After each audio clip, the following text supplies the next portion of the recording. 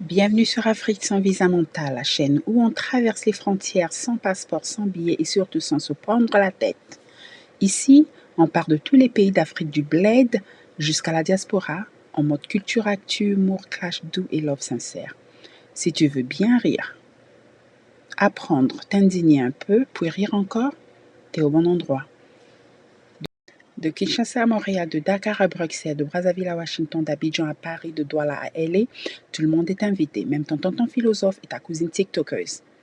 Allons-y. Bonjour tout le monde.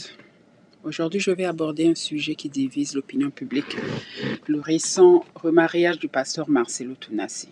Depuis l'annonce de son mariage, les critiques sont venues de partout. Certains sont choqués, d'autres déçus, et beaucoup se posent des questions. Mais au-delà des émotions, prenons un moment pour analyser la situation avec lucidité. Oui, le pasteur Marcelo a peut-être agi trop vite. Oui, cela peut heurter. Mais n'oublions pas une chose essentielle. Il est un homme avec une vie privée, des choix personnels et une douleur qui lui seul connaît. Dans cette vidéo, je ne suis pas ici pour juger, mais pour réfléchir ensemble, avec respect et vérité. Pour ceux qui ne sont pas au courant, la première épouse du pasteur Marcelo est décédée il y a moins d'1 an. Ce fut un choc pour beaucoup. Un moment de douleur pour la famille, la communauté chrétienne. Aujourd'hui, l'annonce de son mariage, de son remariage, aussi rapide et surprise, voire choquée, des milliers de réactions ont fusé sur les réseaux sociaux. Beaucoup l'accusent de ne pas avoir respecté un temps de deuil suffisant. C'est triste. C'est vraiment triste. Oui, mais il faut le dire avec honnêteté. Se remarier aussi vite, surtout en tant que figure publique et spirituelle, peut paraître précipité. Il est normal que beaucoup ressentent cela comme un manque de sensibilité vis-à-vis de ses enfants, de ses fidèles ou même de la mémoire de son épouse décédée.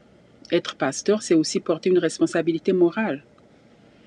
Et dans ce cas, sa décision semble avoir manqué de prudence et de sagesse pastorale.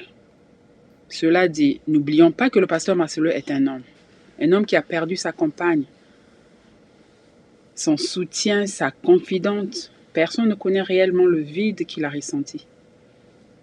Peut-être qu'il a voulu éviter la solitude, peut-être a-t-il besoin de stabiliser sa vie émotionnelle pour continuer sa mission. Et ça, nous devons respecter. Il a le droit devant Dieu et la loi de refaire sa vie. De toute façon, la Bible ne fixe pas un nombre d'années à attendre. Chacun guérit à son rythme. Qui sommes-nous pour juger? On osé comparer le pasteur Marcelo Tounassi au général Camille Makosso.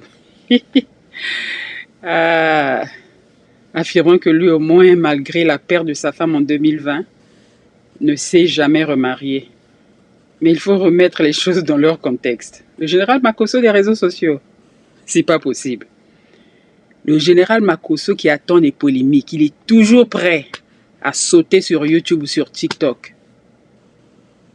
Ça fait 5 ans qu'il a perdu sa femme.